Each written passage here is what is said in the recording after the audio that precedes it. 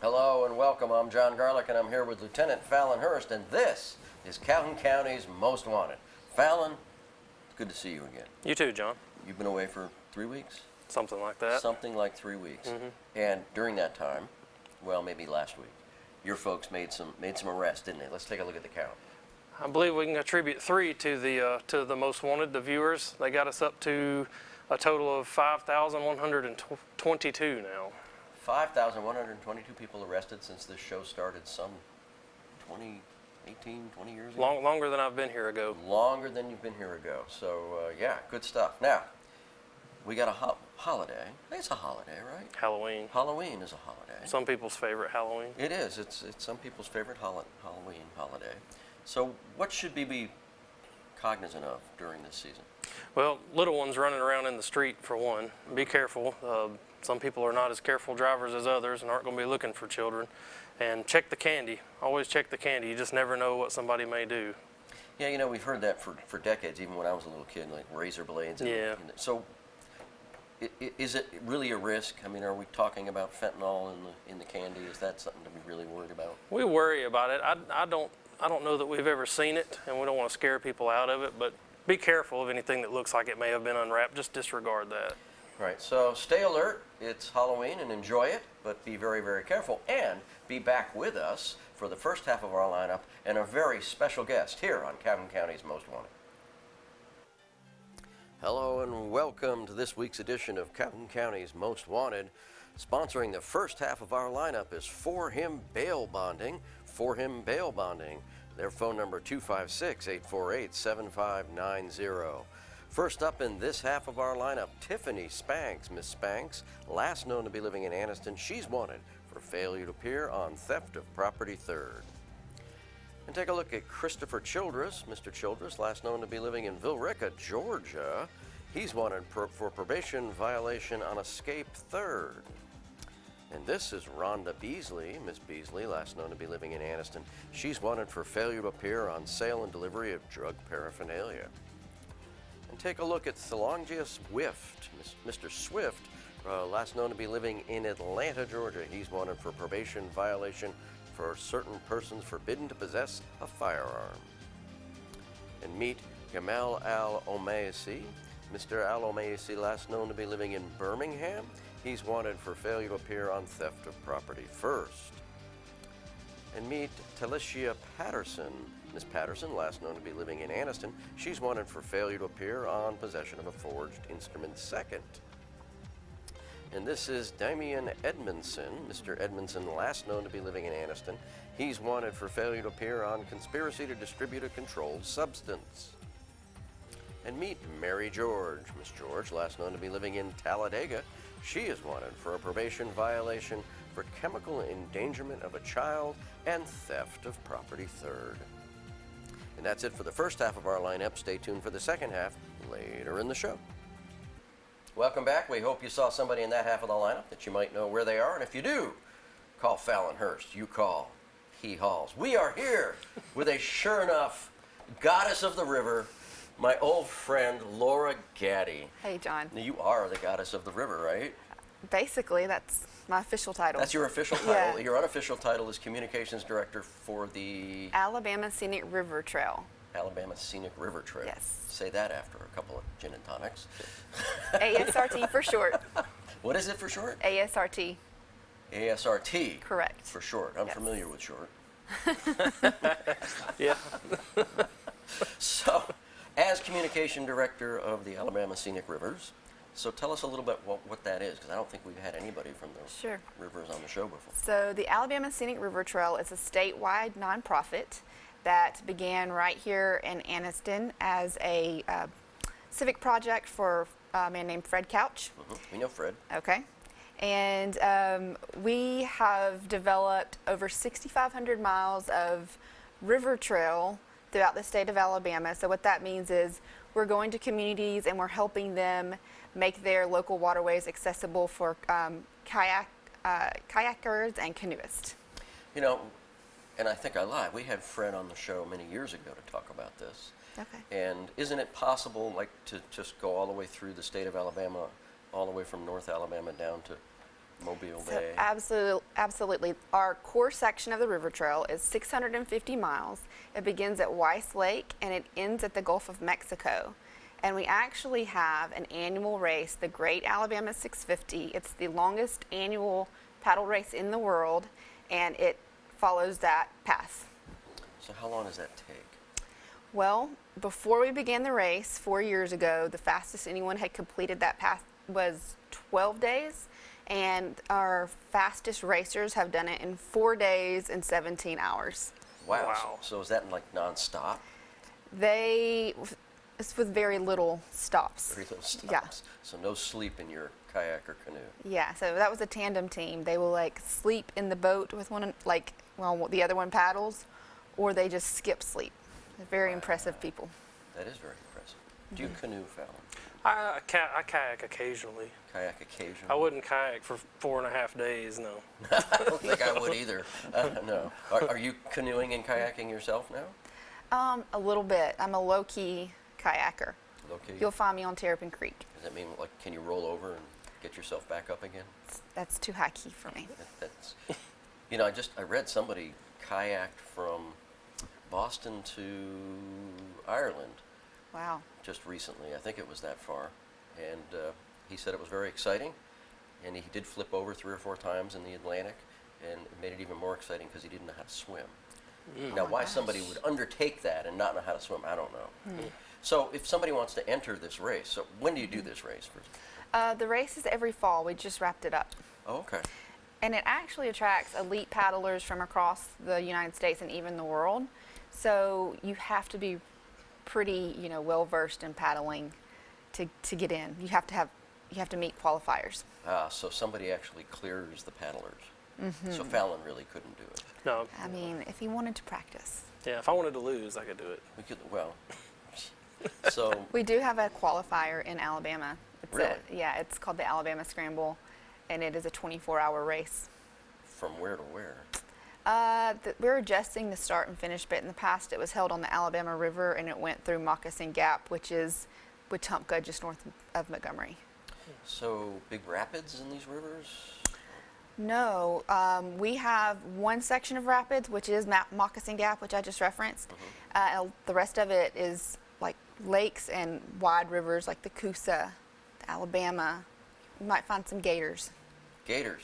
So how do you get around the dams? Because Portages. So portages are these trails that we've developed with Alabama Power to help paddlers be able to stay on the waterway essentially by just taking a quick go around the dam with the trail.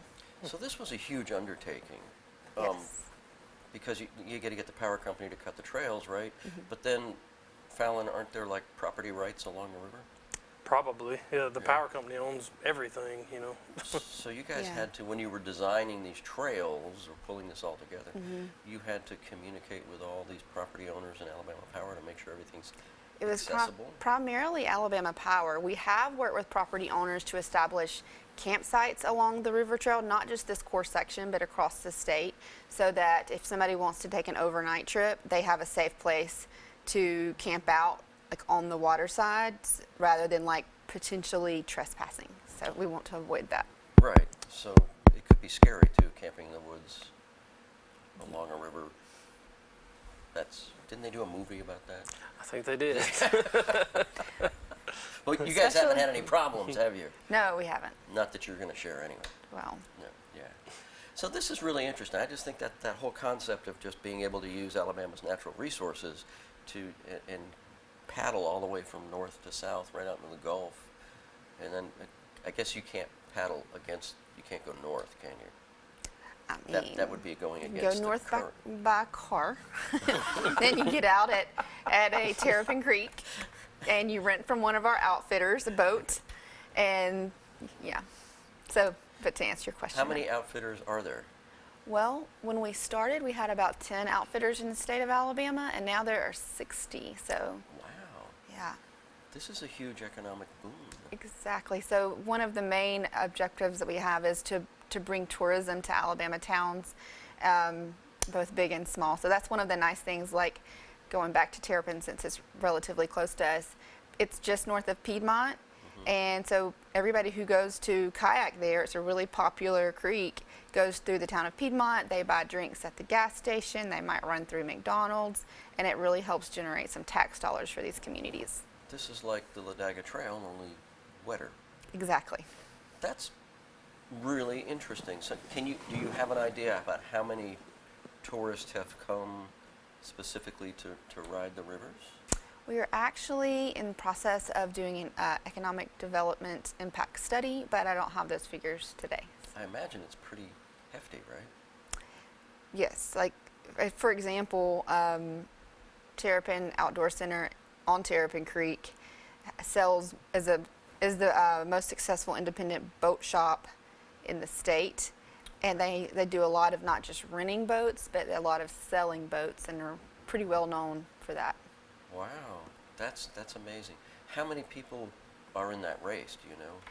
Sure, we have a cap of 20 boats, so it's not just open for a big audience of competitors. They have to get in at the right time. I imagine it's a safety issue too. Right, so that helps us keep it safe. Well, outstanding. So we're going to take a break, and when we get back, you can tell us more about the river thing. And we'll be back with the second half of our lineup and with our river goddess here on Calhoun County's Most Wanted. And welcome to the second half of our lineup. This half brought to you by A1 Freedom Bail Bonding. A1 Freedom Bail Bonding. Their phone number 256-236-7888. First up this half, Bartolo Rodriguez. Mr. Rodriguez, last known to be living in Oxford, he's wanted for failure to appear on stalking second. And take a look at Celeste Sellers. Miss Sellers, last known to be living in Birmingham, she's wanted for failure to appear on theft of property third. And this is Patrick Clopton. Mr. Clopton, last known to be living in Oxford, he's wanted for probation violation on theft of property third and sale and delivery of drug paraphernalia. And take a look at Java Madison. Mr. Madison, last known to be living in Stone Mountain, Georgia, he's wanted for failure to appear on possession of a forged instrument. And meet Barbara Patterson. Ms. Patterson, last known to be living in Anniston, she's wanted for failure to appear on possession of a controlled substance and possession of drug paraphernalia. And that's it for our lineup this week. If you have any information on these folks, please give Crime Stoppers a call. Their number 1-833-251-7867.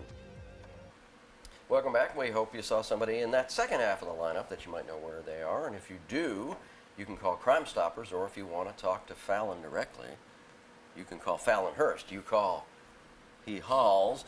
We're here with Laura Gaddy, goddess of all things river, for the Alabama Scenic River Trails. It's Yes, a tongue twister. It is, Alabama Scenic River Trails.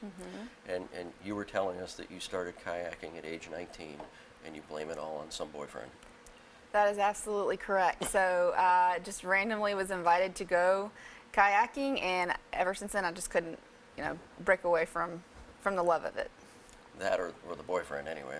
Yeah, the boyfriend went away. They come and go. The river stays, right? Yeah, Yes, the river's constant. Mark Twain said Yes, something about that that. is absolutely true. I like the way you guys think.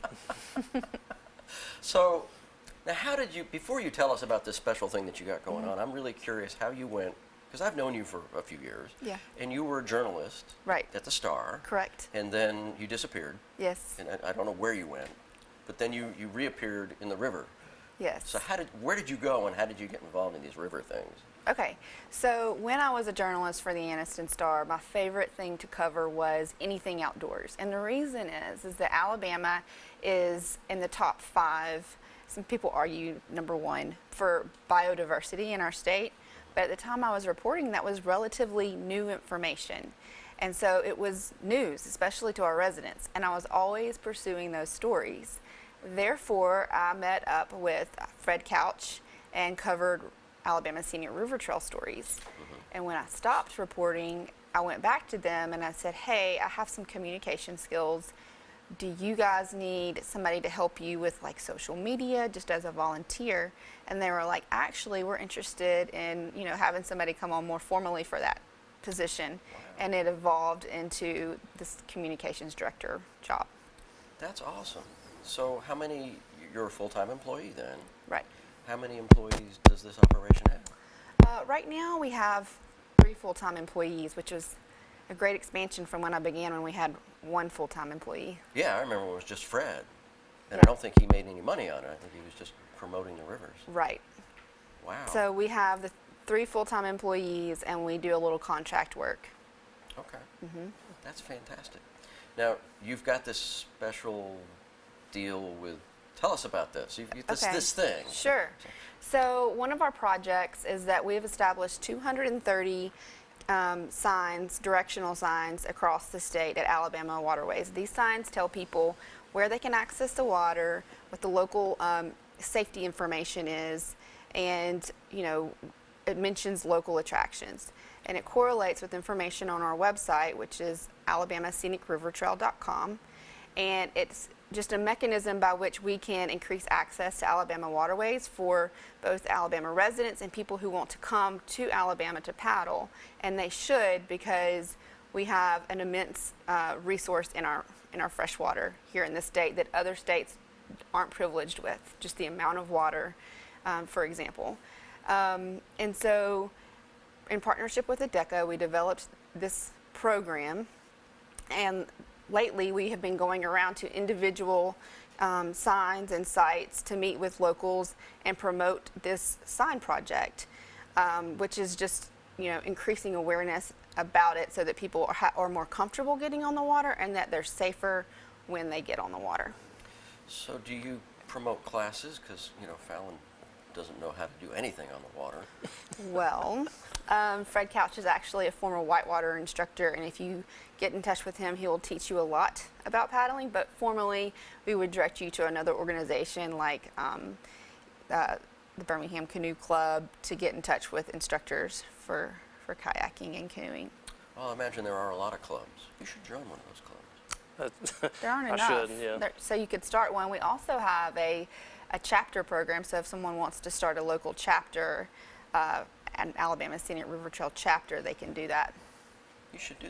You know what? You should start a canoe detail. For the sheriff's Ohatchee office. would. I'm from Ohatchee. Ohatchee would be the place for one. We used to have that boat. Remember the boat we had? Mm-hmm. You could get a bunch of canoes. You could have the canoe patrol.